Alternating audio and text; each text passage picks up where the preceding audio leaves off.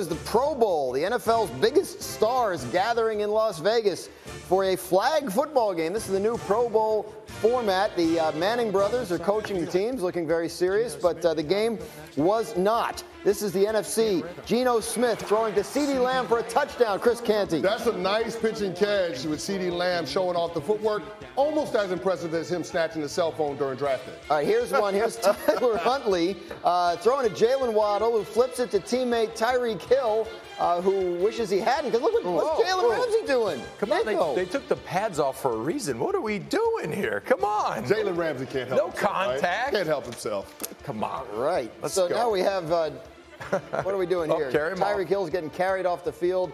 Now you got Trevor Lawrence throwing it back to Stephon Diggs, throwing it downfield. He's going to get intercepted by his brother. A little Diggs on Diggs. Diggs on Diggs. Stephon not giving up on the play. He does not want his brother to score. He's going to force him out of bounds just short. The NFC won the game. I don't know that anybody really cared who won the game. Here's Devontae Adams, Raiders wide receiver, talking about, what? No. All right, he's not. We'll talk about Devontae Adams later. Call that a tease. We're talking about the Dallas Cowboys, who have named Brian Schottenheimer their new offensive coordinator. Agreed to part ways with Kellen Moore last week, and Jerry Jones has said Coach Mike McCarthy will be calling the plays next season. Cowboys hoping to help Dak Prescott cut down on the interceptions. He had 17 of them this year. Tied for the league lead so far, despite missing 5 games. He threw at least 1 pick in 11 of his 14 games. Dak's previous career high for interceptions was 13. That was back in his second NFL season. So the question is, look, we've heard that Mike McCarthy's going to run the offense, right? They promoted Brian Schottenheimer from another position on the staff. Is this what Dak Prescott needs to help him cut down on those picks? I don't know. I don't see it that way. I look at the coaching staff right now, and I say that there's a reason why the Cowboys had to promote from within to fill their offensive coordinator vacancy. Nobody around the National Football League wanted to touch this job because your head coach is going into 2023 on the hot seat. And so from that standpoint, looking at the staff as constituted versus what they were 2 weeks ago, you can't sell me that the Dallas Cowboys have better coaching around Dak Prescott, and that's the issue that I have. Now, conversely, Kellen Moore, when he got relieved of his responsibilities, he had a job in less than 24 hours.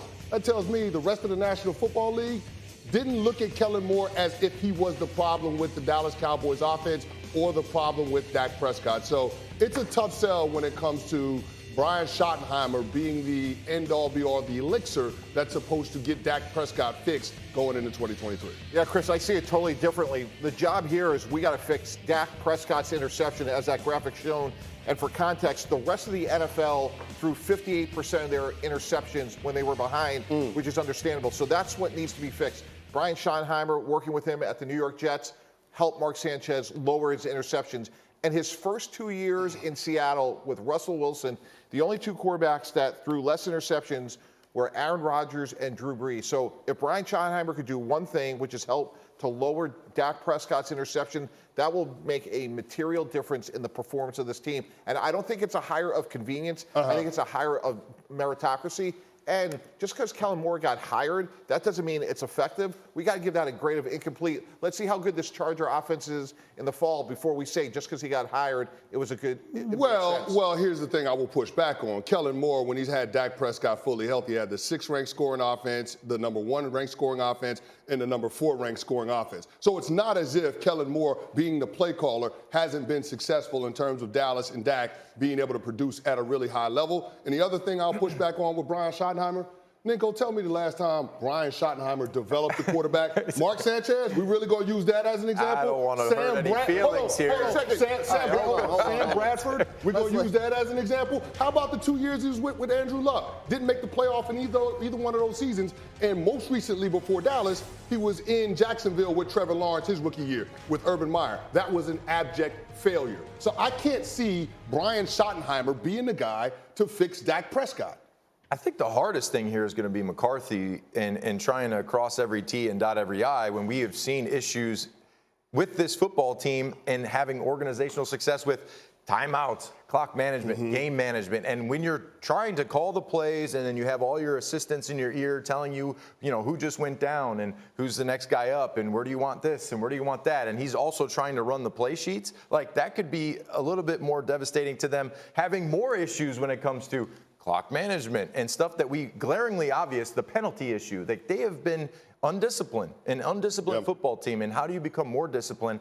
I don't think your head coach carrying more responsibilities with calling the plays and being a guy that's going to be more influential on the quarterback play is going to have success. I think that this probably, them shuffling the deck here and having assistants gone and bringing new guys in, I don't think that makes this team a Super Bowl contending team. That was my thought, was like McCarthy's going to run the offense anyway. But to Ninko's point about his other responsibilities, you say that the Brian Schottenheimer hire it means more than that, that he'll have more responsibility than just a ceremonial title. Absolutely, Dan. Like, my experience is when a head coach is a play caller on one side of the ball, they also have those other responsibilities dealing with the media, being the CEO of the team. So Brian Schottenheimer is going to be intimately involved with Dak Prescott. Like, we will see his impact, good or bad, because he will be spending the most time with Dak Prescott. Make no mistake about it. Even though Coach McCarthy is going to be the play caller, I've seen this countless times in my career. And again, my experience, Chris, I've just seen Brian do a great job emphasizing turnovers.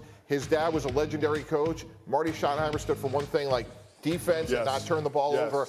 And if they could change that one thing, I really think they can win the division, because the gap between them and Philadelphia isn't that much. I think the one issue that they do need to fix is their offensive line, because they haven't been able to protect Dak. And I don't care what you are as far as a quarterback. If you don't have protection in front of you, you've seen Patrick Mahomes in a Super Bowl without protection. What was he? Wasn't very good. No. And so if you're a quarterback and you don't have those pieces in place to protect you, then that's when you're having the turnovers, because you're rushing through your progression. And Nico, this is maybe sneaky big news, but they also added Mike Solari as their new offensive line coach, who's an outstanding offensive line coach. I expect that line to play better next year. And I think they have shown in the past, obviously, they're willing to devote resources to that line to keep it strong. Maybe time to do a little refresh there. Obviously, lots more on that to come. But I wanted to show you guys some eye candy from the weekend. This is college basketball. This is IUPUI's Vincent Brady. Where is he? There he is. He's got the ball now. He's going to throw down Don't. All right. Look, so we're clear. He's going to be making a lot of deposits. He's going to be making. There are some big deposits in the future there for Jalen Hurts and his bank account. But he has a game this week to focus on. So let's take a look at the Eagles. What is one thing specifically you're looking for from Philadelphia in this game? Well, I just want to see offensively, is Jalen Hurts back to the previous Jalen Hurts that we saw before? After his injury, statistically, he's down 25% in every category and 40% in the running game, which at the end of the day, running the football and that dynamic of a mobile quarterback is what creates all the problems for a defense. Defense is coming into a matchup where you don't know where the quarterback is going to be. It's really, really hard to pin your ears back and blitz or get up the field as a defensive end if that quarterback can dip in, dip out, run for first down. So I want to see Jalen Hurts' health. How is this offense looking? How do they attack? Because we know their offensive line is probably the biggest key to this matchup, too. They're very physical, and they set the tone. Hurts, remember playing with that right shoulder injury. Missed a couple of games late in the season, but has been back, obviously, for the playoffs. Mike T., what are you looking for from the Eagles' end? I want to see Jalen Hurts deal with some adversity. To their credit, on both sides of the ball, they have been so dominant. How about this? He has thrown the ball 509 times this season, and yet only 22 times, guys, he's actually had to throw the ball in the second half when they didn't have the lead. So maybe Kansas City can make this game competitive, because offensively, I do think Kansas City will move the ball against Philadelphia. And this is the one question that Jalen Hurts hasn't had an answer, to their credit, which is, hey, you're down 14 points, second half. You got to get the ball down the field consistently. They have a great offensive line. He's been well protected. They've been able to stay balanced, as Nico alluded to. But that's the one aspect of his game we have to give a grade of incomplete. It's really remarkable to see that it's only 22 times this season. That speaks to their dominance. They have been a dominant team this year, right at the top of the NFC the whole way through. But, of course, we've thought for most of the year the AFC was the stronger conference. So, obviously, this is what the Super Bowl is for, to tell us which conference champion is better. What are you looking for on the Eagles? What I'm looking for is, can the Eagles' pass rush hit Pat Mahomes without blitzing? That's going to be critical for Jonathan Gannon, the defensive coordinator, and that Philly defense in order to have success. Since Pat Mahomes became the full-time starter in 2018, he's got the highest QBR and the most passing touchdowns against the blitz in the National Football League. So that ain't your path to victory if you're the Philadelphia Eagles defense. You got to be able to get home with a four-man rush. Now, good for them. They have a pretty damn good four-man rush. I mean, they've got 60 sacks this year off of a four-man rush, and 186 times they've contacted the quarterback with a four-man rush. Both the most since they started tracking those stats. And so, to me, it's going to be about that Philadelphia Eagles defensive line being able to put pressure on Pat Mahomes. We've seen Mahomes be a different quarterback when he's contacted. Since 2020, when Pat Mahomes is contacted,